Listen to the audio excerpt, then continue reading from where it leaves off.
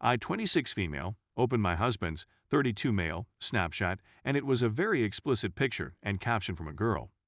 He's sitting not 20 feet from me and I don't know how to handle this. The title pretty much says it all. Throw away because my hubby is a Reddit user. He's most likely on it right now. Here we go. I've been married to my hubby for 1.5 years and we've been together for 5 years. I've never questioned his loyalty. He's fantastic. I felt he was really brilliant, witty, beautiful, and loyal. He's never given me cause to be skeptical of him. I found it weird that he downloaded Snapchat. He's not a major social media user. I have one, but I don't use it very often. We seldom ever snap at each other. He said that his pals were quite engaged and that he preferred it over Facebook. As I previously said, I've never had cause to doubt him, so I didn't think anything of it. My spouse went in the bathroom this morning and left his phone on my nightstand. I was half asleep when his phone began to beep, waking me awake. For SMS messages, we both used the same phone and ringtone. In my half-asleep condition, not understanding that he had placed his phone on my nightstand for whatever reason, I mistook it for my phone. I didn't even see his black phone cover, mine is green, and I glanced at who had texted. Mom, it said. Okay, my mom texted me. I'll ignore it till I'm awake. But there was a Snapchat notice below. Someone called Roxy took this photo. I was thinking, who the heck is Roxy? And why is she snap talking with me? When I opened it, there was an image of a cat on it. And not the sort with 4 legs and a tail that meows. I want your tongue inside me again, the caption added. Now, I instantly assumed that was an error. But I was awake now, having been startled awake by a vulva. I suddenly realized that I was looking at my husband's phone. I began sweating and felt like I was going to puke on the bed. I checked his Snapchat contacts, and she has a yellow heart next to her name. I checked up what it means, and it means best pals. I'm afraid I'm going to become ill. I didn't do any further snooping since I already know what I'll discover. I simply don't comprehend how he managed to pull this off. We're content. I assumed we were content. We have 4 times a week at the very least. Reddit, here's the actual kicker. Our first kid is nearly 12 weeks pregnant, and I'm almost 12 weeks pregnant. He's about 20 feet away on the chair, and I'm at a loss for words to address him. How do I say what has to be said? Is it possible that I'm overreacting or misinterpret the situation? I'm devastated and unsure what to do. Update 1. I can feel it from where I am. Thank you so much. It amazes me that strangers care so much about my kid and myself. Returning the love to each and every one of you. So, spouse is aware that something is wrong. I'm not sure whether he noticed that I opened a Snapchat from Roxy and is terrified of what I saw and is hesitant to bring it up, or if he's completely oblivious and can simply see I'm unhappy about something. Every hour he asks me whether I'm all right or if anything is wrong. I told him my sister was having a difficult day. Ironically, she had just broken up with her boyfriend. Why?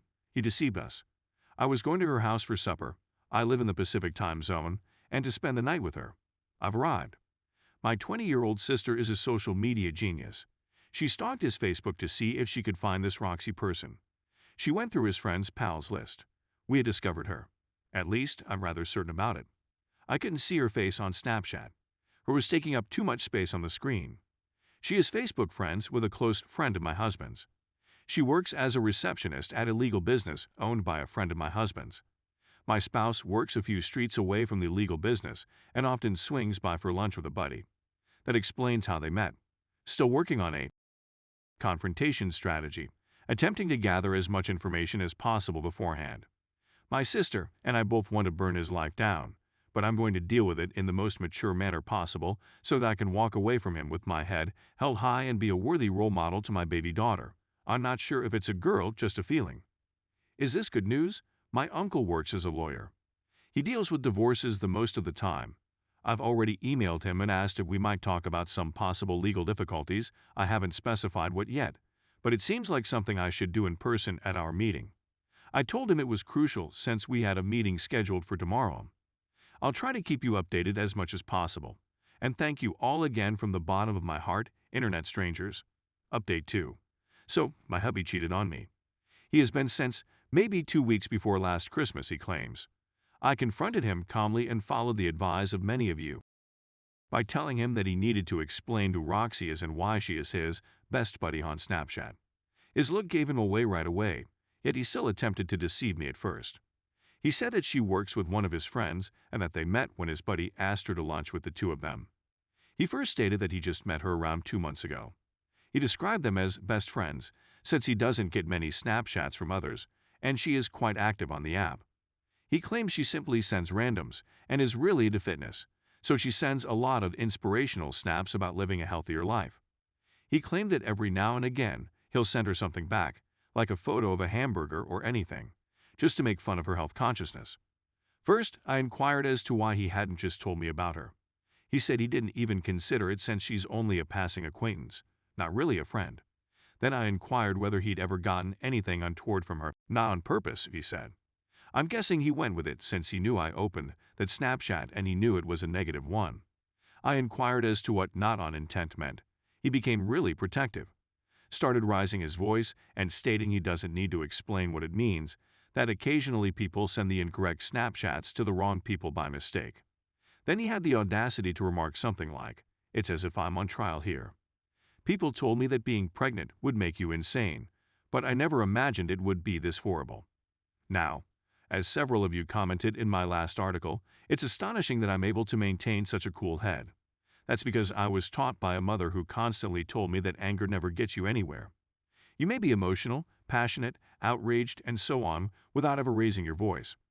Messages delivered quietly and succinctly are as loud and clear as those delivered shouting and screaming.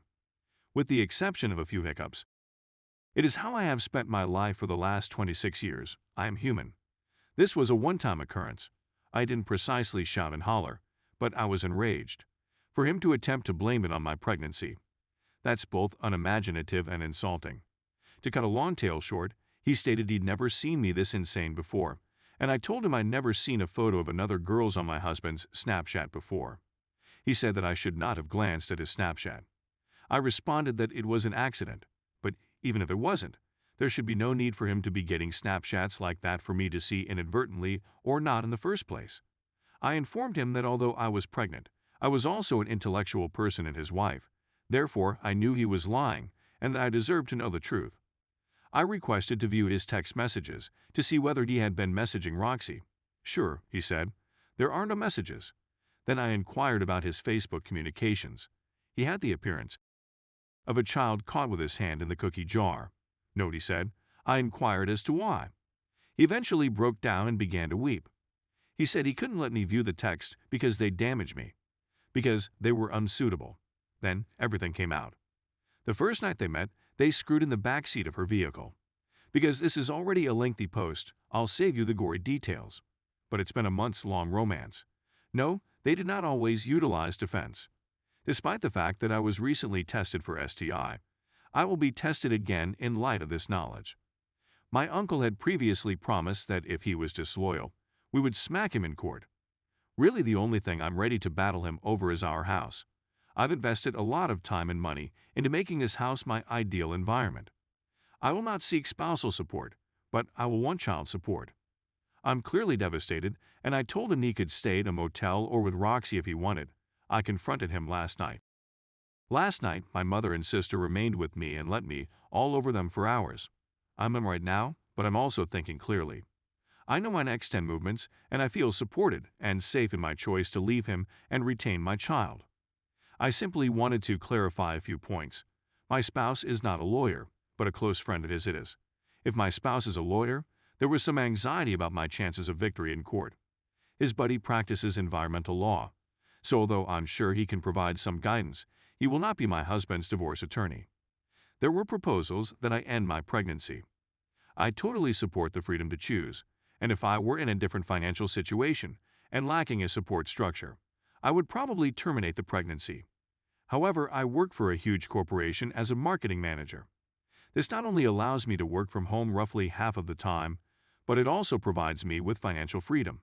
I don't depend on my spouse for money, and I've never done so. He works in technology, so even though he earns a solid living, I will not need spousal assistance. I have an amazing support system. This kid will be adored by so many people. Yes, if I have this kid, I will have to deal with my spouse for the rest of my life, and it will make future relationships more difficult for me, but it is worth it. I've wanted this kid from the beginning, and I'm her mother, which means I'm strong enough to raise her on my own, because I have to be. Here's praying for a quick divorce. I'm ready to call it quits on this marriage. Which is strange since I felt my life was as near to perfect as it could get only a few days ago. Update 3. I know it's only been a few days since I submitted this update, but I just wanted to say how wonderful everyone is. This level of support is just astounding. I wish I could respond to each and every one of your comments and messages, but due to the volume, I'll simply say thank you from the bottom of my heart to everyone who read my postings, commented, thought of me, wished my baby and me the best, messaged me, and anything else. I am presently sitting outdoors at my parents' condo pool, sunning my tiny baby belly and reading each and every one of your lovely and encouraging comments. I simply want you to remember that you have made me happy and satisfied at a time when I am lacking in both. This is evidence that love exists, even if it didn't exist in my now-defunct relationship. And it is a potent force. All my love to you all. Update 4. I was going to publish additional information about what occurred during the argument with my husband, etc., but I changed my mind. I should keep certain information secret. My spouse has most likely read this message. Here's what I'll leave you with. My father and I were chatting late last night, and as usual, he had the exact thing to say to me. He explained to me that weak people are terrified of powerful people. He instructed me to continue terrorizing the weak. As a result, the only individuals who will not fear you are the bravest, strongest, and most deserving of you. Then he said that my husband is a weak who couldn't kick it with the world's toughest lady. I just wanted to leave you with that and urge everyone to be scary by standing up and refusing to stand for. This will be my last post on the subject. I have a lot of work ahead of me, so I'll probably be silent on Reddit for a bit. It's time to prepare for court and be intimidating. Thank you, thank you, thank you once again. Best wishes and love to all of you.